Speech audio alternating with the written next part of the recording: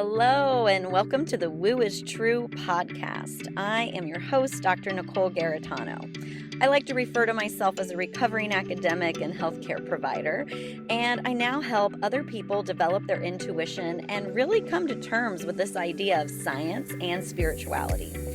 I am a lover of both evidence and divine coincidence. So let's see if you're in the right place. Are you someone who's ever wondered how spirituality and science fit together? Maybe you've questioned what you learned through traditional religion, or you've had experiences that you know have a deeper meaning and you just aren't sure how to figure those out. If so, the Woo is True is for you.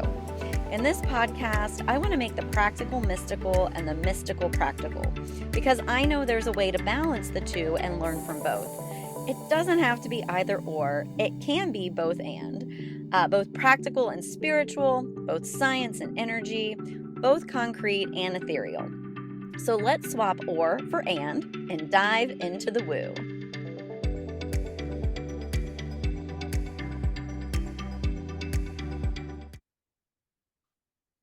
Hello, and welcome to the Balance Being Reset.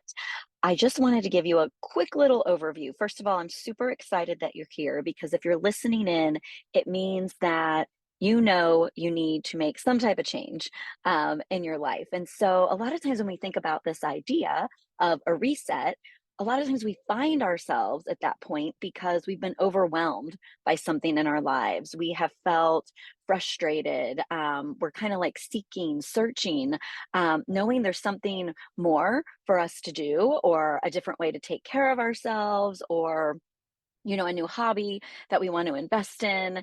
And we just keep coming up against some resistance. So we just don't feel like the fullest versions of ourselves. And so, many times we go seeking and searching and we try lots of different things. And what I found to be true for myself and the clients that I work with is a lot of times it is a much more simple process than we feel like it's going to be. And so this week, over the next 5 days, as you really delve into this idea of resetting, this is going to give you an opportunity to really get back to basics. I put together my balance being formula based on different habits I had started doing over the years. All of them rooted in some level of science with my background in healthcare. But also, what I found is I committed more to these simple daily habits. The more I found myself actually more connected to myself, my own desires, the things I wanted to pursue. And really, it helped me step into trusting myself at a fuller level than I had done previously. And so I invite you over the next 5 days to just open yourself up to possibility and knowing that some of the things I'm going to suggest, you've probably heard them before. And we're going to get to have a reframe around not just being told, what would be a good habit, but also understanding for yourself personally why the habit will be really important and impactful in your life. When we have true application and actually understand the why behind it, we're so much more successful in moving forward. So there are 6 steps to my balance being formula, and we're going to talk about 2 of those today because they really go hand in hand, and you can't have like one without the other. So the first thing we're going to talk about today is this importance of sleep. And yes, I know we've heard this right for years and years and years since we were children. Like you need your sleep, you need your sleep, and we know statistically, we know from a healthcare perspective, we do need 7 to 8 hours of sleep a night. However, besides just the normal, oh, you need it so that you can wake up refreshed in the morning and you can get through your day, and you're going to have better focus. And there's a lot of those more vague, more generic ideas out there. And while we all know that on some level, I'm not always 100% sure. And I know with the clients I work with, they're not always sure what's actually happening in their physical body when they sleep at night. So, what I want to point out today is yes, the 7 to 8 hours of sleep per night is really, really crucial, especially when we're wanting to have a reset. That's a reset of our mind, our body, and our spirit. And so I want to share with you a little bit more about what's really happening when we sleep. So, the first thing that happens when we sleep is yes, there is this level of restoration. You know what I mean? That occurs because our bodies are in motion all day, or our brains, right, are consistently having new thoughts. We're combining what we're thinking with our actions throughout the day. So there is a toll that that takes both on our mind and on our body. And so our brain really is there to throughout the day, like filter waste, so to speak, especially those wastes that have to do with our metabolism or that interaction of the mind and body together. And so when we sleep at night, it's actually a time for our brain to almost detox and release that metabolic waste that it's been holding on to and filtering for us throughout the day. So while we do filter waste through our brain, we're doing that throughout the day too. It happens at a much more rapid rate when we are sleeping at night. And so many people don't know this, but all the little cells in our brains, they actually shrink. Some studies have shown up to 65% when we sleep at night. And so what happens is when that occurs, it actually allows our brains to flush out these toxins a little bit more quickly, up to 2 times faster, it's been shown in different research studies. So, very important to know that you're actually giving your brain a break, a true reset, right? A chance to flush out what's no longer serving the brain so that you can wake up more refreshed. The other interesting thing that happens when we're asleep is that our memories throughout the day, our long-term memories, our short-term memories, the way they've connected to each other, those actually go through what they call a consolidation process. And so what that does, when you're able to consolidate in that way, taking the short term and tying it to long term, it actually helps our long-term memory. So when we think about things such as dementia or Alzheimer's, those types of disease processes are greatly reduced just through the act of getting the 7 to 8 hours of sleep per night. So we know, many times those disease processes can run in families. And so when you think about that, really think about how sleep patterns, right, are inherited or handed down. There's some conditioning, around sleep. While you may have been told when you were growing up to get a certain amount of sleep each night, you may have very well fallen into patterns of what the adults around you did because that's what was role modeled for you while you were growing up. And so you could even look through your family line and start to see where perhaps, if there is a history of dementia or Alzheimer's, what did the sleep patterns of that person look like in your family? And then what do the sleep patterns of other people in your family look like? Because some of these lifestyle choices we make on a daily basis do have a direct correlation to decreasing our risk of inheriting certain disease processes. So then if we go back to that metabolic piece where we know the brain is flushing out metabolic waste, the other thing that is important to understand is that sleep increases and helps all of our metabolic health. So the research has shown people that get less than 8 hours of sleep per night could be more prone to gaining weight and having that weight gain because our metabolism, the engine inside, right, that revs up, that burns off those calories, that keeps us fit, it actually is restored and actually revs up a little bit when we are physically resting so that throughout the next day it can continue to help us efficiently burn those calories and process our proteins and carbohydrates. So for those for those of us out there that just struggle with even like a little bit of weight gain creeping up on us from time to time, even looking back at, oh, what does my sleep pattern look like, to date, could really give you some inside information around where you need to increase sleep to help with weight loss. So you may be thinking, okay, so I understand, these are all the reasons for my physical, mental body that I need to do this. And I also feel like you need to understand the different stages of sleep because different things are occurring at each stage. And so many people say, well, I'm doing my best to get the 7 to 8 hours. And then they still just may find themselves like sitting up late, doing other things.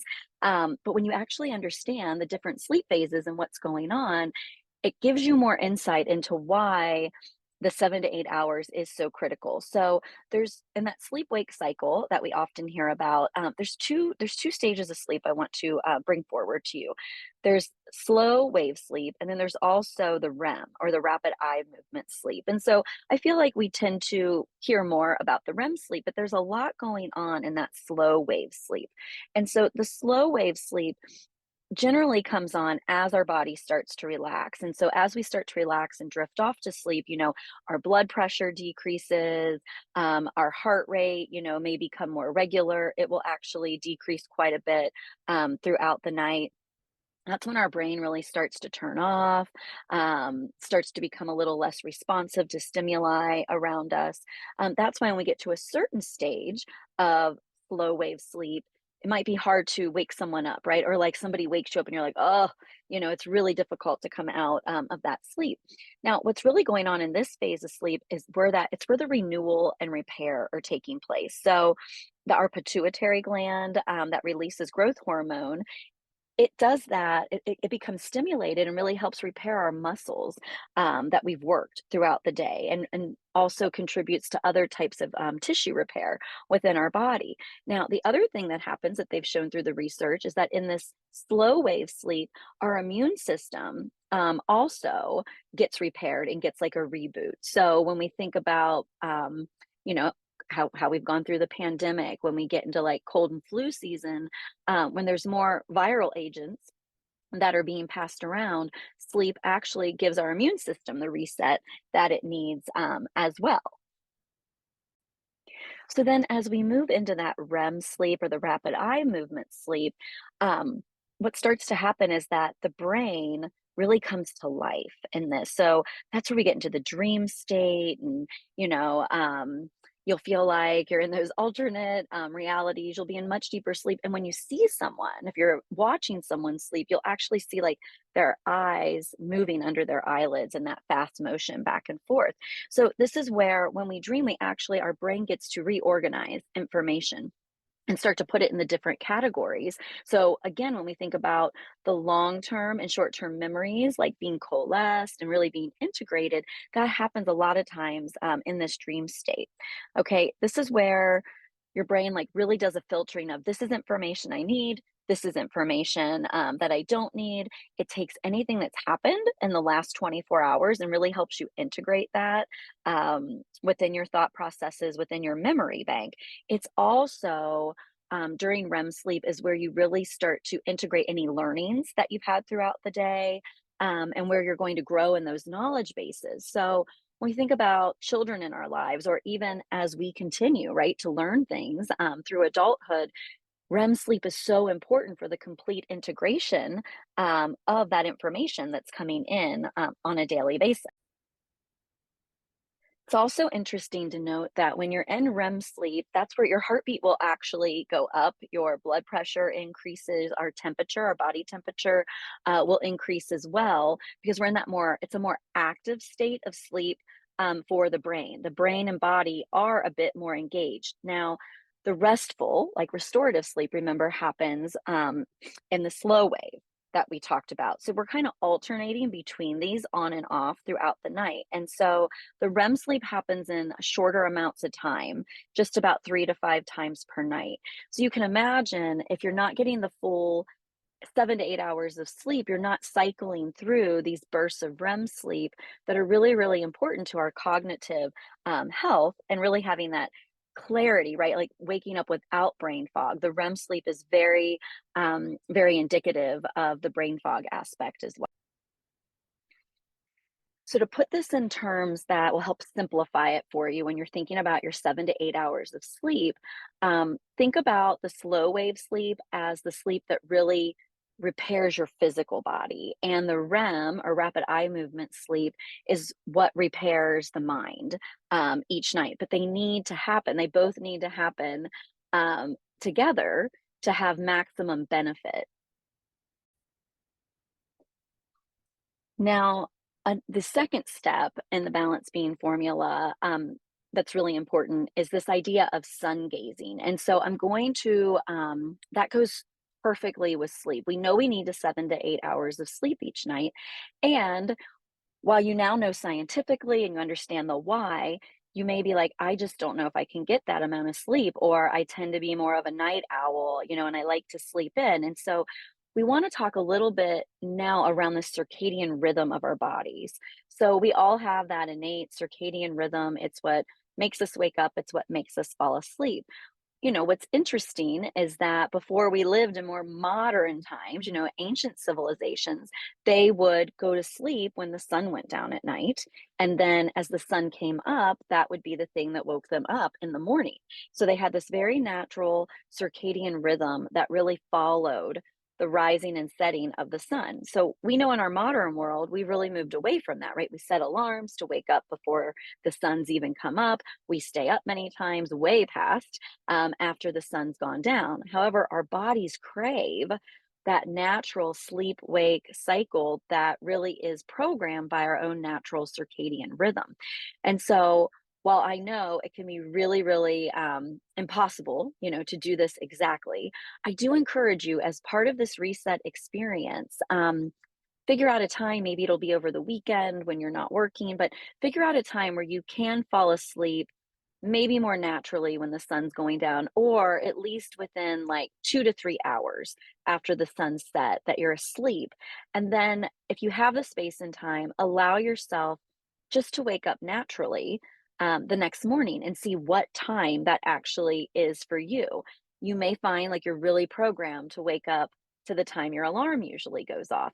You may find that you actually sleep a little bit longer until the light itself is spurring you on to wake up for the day. So it's just something to play around with when we think about a total reset, right, of mind, body, and spirit. We really are meant to work off of this circadian rhythm. Now, one of the strategies I love to use with my clients is this idea of sun gazing. So, sun gazing does help reboot your circadian rhythm. So, you know, when we do sun gazing, it's either right when the sun's coming up, if you're awake to do it, or once you're awake, you go outside or you can stand in a really brightly lit window, depending on the weather, and you either look directly at the sun. If the sun's still coming up, if it's sun's too bright, then you need to close your eyes and protect your eyes. But even when you close your eyes, you can sense the sun coming through your eyelids. And so spending even just 10 to 15 minutes absorbing the sunlight like this, research has shown that it helps regulate your melatonin levels. And melatonin is what we produce at night that makes us sleepy in the first place. Our body produces this as the precursor to falling asleep to help us unwind. So when we do sun gazing, it helps stimulate that to happen within the circadian rhythm. It also helps lower our cortisol levels, which are those stress hormones, right? That will make us gain weight, that will make it more difficult to fall asleep. So, starting your day by decreasing your cortisol level is a beautiful reset for your day. The other thing it does is helps us produce our own natural vitamin D. So it like energizes our body and protects our immune system just by doing this 10 to 15 minutes of sun gazing. The other thing it's really helpful for is if you're more prone to like seasonal depression or just maybe feeling a little blue from time to time, being really intentional with sun gazing also helps with those types of especially like seasonal affective disorder, where there's less sunlight, you may feel a little out of sorts. The sun gazing really, really helps with that. So even in the winter months, I still encourage all my clients, even on overcast days, like looking up in the general direction the sun would be, because we know UV light still makes it through even on a cloudy day. It's just a lot more filtered, but we can still benefit from it. So this is such an easy habit to start and build into your day because it only takes 10 to 15 minutes. You just have to step outside or get to a window to do it. So you can build in if you're letting pets out in the morning, you can build it into that. If you make your cup of coffee, go stand by a window and close your eyes as you're drinking your coffee for that 10 to 15 minutes. And then what many times you find is that as you start to regulate the circadian rhythm, it makes it easier to fall asleep at night and get those 7 to 8 hours of sleep that then create this mind, body, spirit reset for yourself. Your dreams become more vivid as you lean into this. You wake up more energized with less brain fog. Um, and your stress levels decrease quite a bit just by doing these two very, I feel, very simple practices. And when they don't feel simple, many times that's because of our nighttime routine. So I just want to hit on that quickly. Reducing screen time before bed is so paramount and important to falling asleep. So we know, the sun, that what we just talked about with the sun gazing, that helps you wake up, that helps energize you for the day. Well, the light that comes from our devices continues to stimulate us as if we are awake, okay, throughout the day. And so even just the light that is emitted from our different screens will throw off our sleep wake cycle. So there's a few ways to combat it. Number one, just turning off screens, at least an hour, if not 2 hours before bed. Creating your own like wind down, whatever that looks like for you in the evening. So maybe it's that you read a book instead of being on your device. Maybe you listen to some type of soft music, have water, maybe a cup of tea, something that's relaxing for you that doesn't necessarily involve a screen. If you're someone that really needs your screen, there are different glasses you can buy. And so right now, the one that tends to be most popular are these amber glasses that then filter out the light that's coming from your screen that would hinder you falling asleep at night. So that can be another like really easy solution, just to help your brain start to decompress, help those hormone levels start to come down for the evening, and really allow yourself to fall asleep much more naturally. The amber glasses, I think you can get those on Amazon. They're very inexpensive, but that would be another solution if you really feel like you can't part with the screen. The other thing I want to point out, because I know many people that follow me have children, is taking the screens away from our kids before bedtime is also really beneficial for their well-being. So they go through these same sleep wake cycles that we do. They need the REM sleep and the slow wave sleep just as much as we do, if not more, because they're still growing and developing. And so when we take the screen away, we're actually allowing them to have more of those bursts of REM sleep throughout the night. And when we think about everything our children are learning day to day and just how vitally important it is for their brains to be working at the optimum level, we're really doing them a huge service when we eliminate the screens, and teach them, right? Teach them an unwinding process so that they carry that with them throughout their life. And one of the best ways to do that is to actually role model it for them. Okay. So, just a quick recap for day one of the balance being reset. We dug into this idea of the 7 to 8 hours of sleep. We got to the true why you need it for both your mind, body, and spirit. And then we talked about your circadian rhythm and sun gazing and how you can start to re-regulate that natural circadian rhythm just by doing that simple practice of 10 to 15 minutes of sun gazing. So those are the two pieces of inspiration I wanted to land here with you today. Tomorrow, I'll be back with another step, but I just invite you, this isn't to feel pressured around a reset. This is for you to get really curious. You could be listening to this saying, I already get that amount of sleep. So great, you already have this reset in your toolkit and you're implementing it and you're getting value from it every single day, every single night, to be more correct.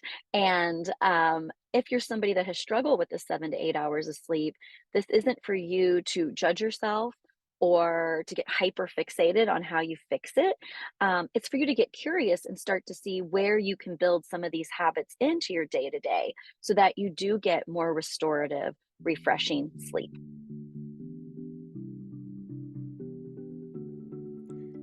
Thanks for filling your ears with possibility today. You can find all the resources shared in today's episode in the show notes or description, depending on which platform you are tuning in from.